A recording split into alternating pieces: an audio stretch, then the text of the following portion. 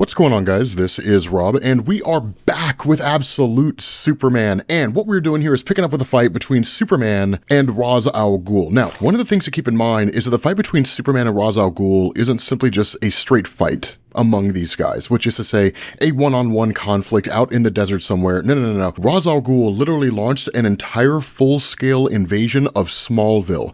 And for the most part, no one really knew what was actually going on within Smallville itself. It was Superman, it was Lois, it was Jimmy Olsen, and the citizens of Smallville against basically this overwhelming paramilitary force. But what ended up going on is that Lois Lane and Jimmy Olsen just kind of hacked a pirate signal and just started firing out all this information about what was happening within Smallville. And so what it did is it gave people an opportunity to understand what was taking place and ideally on some level rally the troops. But basically what it does is it picks up with Superman in the midst of all of this. Specifically, he says, "Mouth full of blood, spit it out, fills again." And then he hears a voice out of nowhere along with Krypto, who's running up to him, right, and licking his face. And this voice just says, "Kal-El, wake up." And then he's like, "Krypto, you're alive," right? He's ecstatic at this whole idea. And he says, "Eyes scabbed closed, burn away the calls, still see nothing but red." And that's when you start to realize what's going on here. He's still on the battlefield. He's still in Smallville, but at the moment, his mind is flashing back to a different place. It's jumping to what would basically be the afterlife, being called home with his mom and his dad and Krypto, which serves two purposes. The first purpose that it serves is it shows that this is truly what he wants the most in life, to be back with his family again. The second that it shows is that Jason Aaron really is a horrible human being for having actually killed Krypto. I kind of hoped that Krypto was alive this whole time, that he wasn't actually dead, but it turned out Jason Aaron really did kill him, which sucks. So Jason Aaron's an amazing writer. I don't know how I feel about the fact that he killed Krypto. But that's when, again, he kind of harkens back to what's really happening and says, "I am dying," because he's literally being stabbed with a green kryptonite sword being wielded by Ra's al Ghul. And that's where Ghul tells him, "I told you that you would kneel, boy." And he says, "Now gather up your guts, and when you rise, rise as this world's redeemer, ready to sweep across the planet like a deluge, my great red storm, for judgment." And he says, "All that you must do to take your place as the earth's risen savior is acknowledge your maker. Do you hear me? Acknowledge Ra's al Ghul as your loving father." Now, that kind of feeds into the larger narrative going on in the Absolute Universe that we didn't know until the Justice League one-shot came out, that Ra's al Ghul, like so many other people, is trying to build weapons or trying to destroy what he considers to be the competition. In the case of someone like Ra's, not that dissimilar from what Absolute Joker was trying to do with Absolute Batman, he's trying to turn Superman into his henchman, right, to literally operate on his behalf. But Superman resists every step of the way, because in the face of that, Superman literally spits in the face of Ra's al Ghul. And where Ra's just says, "You dare spit in the face of God," the response of Superman, "If there is a God, you are not him. Go to hell, Al Ghul." And that's when Al Ghul just literally says, "I tire of this childishness." And he says, "You know I speak the truth, boy. I see the way you tremble even now, struggling to suppress your rage. These people are sheep chasing themselves off of a cliff. A meek child from Kansas cannot stop them, but an enraged scion of a doomed alien world could." And he says, "I have fathered 97 sons, but not one proved worthy of living, let alone of standing at my side. Become the storm, Superman, or join your brothers in the grave." And that's where he says, "Brainiac, set the boy free from that which encumbers him," because that's the other part of the equation that we saw in the previous videos. That what had happened is that Brainiac had hijacked Saul, basically the living sentient computer, for lack of a better word, that Absolute Superman used. And it was a full suite of capabilities that Saul provided. He was the cape for Superman. He was a knowledge base for Superman, his own personal fortress of solitude. Literally, when Superman was overwhelmed by the world, that Saul would just encase him in a kind of fortress of sorts. This thing served multiple purposes, but more so than that, in addition to serving as protection for other people, when Brainiac took it over, Brainiac was able to control Saul. But that's when you start to see what's happening. Saul was not completely dominated. Saul was laying low, because all Brainiac has done is hijack an existing program and then start using it for for his own purposes. And that's when Saul says, I will not be party to murder. And Brainiac just says, right, Saul, still active in there, are you? And he says, I told you, you belong to me now. And he says, I am embedded so deeply in your source code, you will never be free of Brainiac. And that's where Saul says, yes, but that means I see into you as well, Brainiac 419732. Because remember, he was the 419,732nd version of Brainiac by the time he had shown up on the scene, right? He just kind of usurped his role, for lack of a better word. And that's why he says, what did you call me? And Saul just says, you are right. You have irrevocably corrupted my programming, but the last dust of Krypton will never belong to the likes of you. And so he just says, goodbye, Kal-El, and just starts shutting himself down, disabling all of his systems, basically deleting himself from existence, because it's the only way to remove any influence that Brainiac would have on the battlefield, and in fact, prevent Brainiac from using Superman's strongest weapon against him. And so at that point, you switch over to Superman literally dealing with the fallout of Saul destroying himself. And as you can imagine, it's a crushing experience, right? So he just like lashes out in that moment, but that source of anger becomes his source of strength, because he literally yanks the green kryptonite sword out of his chest. And Ra's al Ghul just says, right, you become freer by the minute. The time is now, child. Unleash your anger. Become my wrath made flesh. Call Al Ghul. And in that moment, Superman snaps and he tells Ra's, Kal-El of Krypton is already dead. And just like blast the guy with the full totality of his heat vision. And at that moment, it's people just trying to get out of any measure of danger at that point, right? Get out of the tunnels, hurry, like we don't know if they're safe anymore. It's Jimmy Olsen talking to Saul, trying to see if it's still alive in some way, but of course it's not. It's basically just red kryptonite dust at this point, that the Peacemakers don't entirely know how to respond. That initially, they go to try to launch an attack against Superman, but Talia stops them and just says, my father bathes daily in toxic saunas that dissolve the sinews and sanities of lesser men. Ra's al Ghul does not need your help.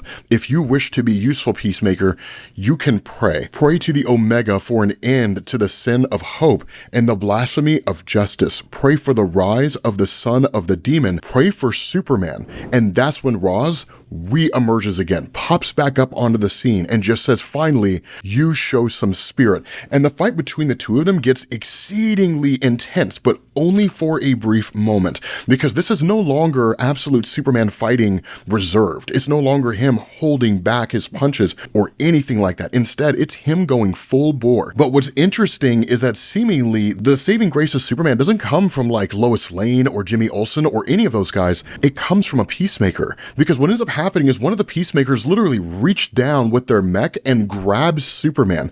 And in that moment, Ra's is just like, what's the meaning of this, right? And he's just told, Director Al Ghul, I apprehended the alien, sir. And he says, and who gave you leave to lay a hand on my son? And just destroys this guy, or at least goes in for the kill. But then Superman pops up and protects him, right? He protects a Peacemaker. And that's where the saving grace comes into play. Because in that moment, Ra's just says, your weakness is appalling. You rescue your own prosecutor, right? I suppose you were right all along.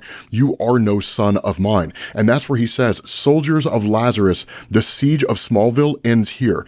Kill them all. And in that moment, Superman says, wait, right, let them go and I will do whatever you say. Right, he literally pleads to Ra's, right, like, do not kill anyone in this town. Like, I will do whatever it takes to keep them all alive. And that's where Ra's just says, what I want is for you to cast aside your old life and embrace your destiny. And so Superman rips off the crest from the front of his outfit, right, from the front of his suit. And he just says, this was the symbol of my people, but I do not have a people anymore. I am a son of nowhere and nothing. And so Ra's just says, get on your knees. And Superman only responds and he says, if it'll save Smallville, sure, I will bow, grovel, whatever it is that you want, but you are going to kill these people anyway, aren't you? And that's where Ra's says, no, I'm not going to do that. You are. And so Superman simply just says, on Krypton, I wore the crest of the Labor Guild. It was seen as a mark of shame, but my parents taught me to wear it with pride. We were the children of the sun, they said, those who made their way with their own 2 hands. We were the people of steel, and uses what's left of the red dust that he has to strike down Ra's al Ghul. Not enough to kill him, right? He doesn't kill him, but he does strike him down. And that's where Ra's just says, such a waste and such a fool. Peacemakers. And he says, fire at will. But then the one who had grabbed Superman, right, who's in the mech suit, just says, no, I'm not doing that. He's like, I'm from Oklahoma. I did not sign up to shoot farmers or fight wars in Kansas. Did any of you, right? And all the other Peacemakers are just kind of like, I mean, he's right, man. Like, we didn't sign up for this. And so they make this argument where they're like, I mean, let's just all put our guns down and like call it a day. But in this momentary distraction, it allows Superman to get the upper hand on Ra's al Ghul. Now, it's not to say that Ra's doesn't see it coming in any capacity, right? I mean, literally, he's looking at Superman and he says, you are tenacious, right? I give you that, but you cannot win. And he says, I've been killing men with a sword for 500 years. You don't even know how to wield a blade, boy. And that's where Superman just says, you're right, but you don't know how to fly. And so literally comes lunging straight at Ra's al Ghul, wielding his red dust. And in that moment, you jump back to the conversation that he has with his parents, right? Where he says, the Redlands, right? I never thought that I would see them again. And he says, Mom, Dad, I know what this is, and I am ready. I am ready to go home with you. And they all greet as a family, right? Crypto, his mom, his dad. It's incredibly touching, right? A chance for him to go back home. And he says, I've missed you so much. And they say, we miss you terribly, Kal-El, more than you can imagine, and we always will. But you are already home, son. And they just fade away and send him back. And so he just wakes back up on Earth. And as tragic as it may sound, it's him ceremonially becoming Superman, right? Not just absolute Superman, but the Superman that we know and that we love. Because when he breaks the sword of Ra's al Ghul, he's effectively defeated him. And so Ra's al Ghul kneeling down in front of Superman is like, do it, right? Kill me and take your place as the son of the demon. Because he knows that when it comes to someone like Superman, killing is the first step. The instant Superman kills Ra's al Ghul, that's when it's all over. Superman will end up going tumbling down a path of non-redemption. Why? Because he's already emotionally and mentally crushed at the fact that he's lost his home and hasn't been able to find one here. And so he's the best candidate, the best person to bring in to kill Ra's and then replace him. But ultimately, he doesn't. Instead, he literally ties this guy up and then takes him out to Pakistan, where the Peacemakers had launched their attack. If you guys remember, it's one of the things that had happened earlier in Absolute Superman and kind of solidified Christopher Smith as just being this crazy guy. He was being laughed at by the townspeople, and he opened fire, right? And that's what Superman says, right? This is the man responsible for the murder of 23 people in these streets. The atrocities committed by Lazarus were carried out under his direct order. His name is Ra's al Ghul. You must see that he stands trial for his crimes. And that's when the citizens just say, okay, right? And they literally take him away. Now, whether or not that actually happens, I don't know. I have a better than fair feeling they're just going to end up stoning him to death, and that's going to be it. Right? They're just going to kill Ra's al Ghul.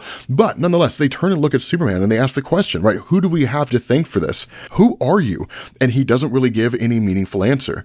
And so weeks later, you pick up in the aftermath of Smallville. The whole place is littered with like ships and bullets and ammo and all kinds of crazy stuff, right, from the Great Big Huge War. But there is this statement that comes in from a reporter where they say, coming to you from the town of Smallville, yes, that's really its name, a quiet community in central Kansas that until recently had become a war zone. And so that's where Superman says, within days, Smallville is already getting back to normal. People of the prairie are nothing if not resilient, though in truth, nothing will ever be normal again.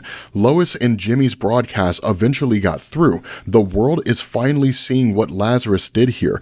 Talia may have slipped away during the battle, but her father's company has been ruined. While Ra's sits in a Pakistani jail charged with a long list of crimes. And that's where this reporter, who looks like Perry White, just kind of says, reports of Superman remain unconfirmed. And Superman continues on, right? He says, I gather every last speck of sunstone crystal and the cape still functions, but it's silent, a lifeless machine. Saul, the sentient aspect of it, is gone. I've been lying in the fields for days, hiding from the news crews, staring at the sun, slowly healing, but I couldn't stay away forever. And so he ends up going back to the Smallville Senior Living Facility. Now, if you don't recall what was going on here from the previous videos that we did, just be aware, like, it's a tearjerker. Like, it's really, really tough. Because what happens is when Superman arrives here, he says, I'm looking for Martha Kent. She's not in her room, because Superman had been visiting her off and on.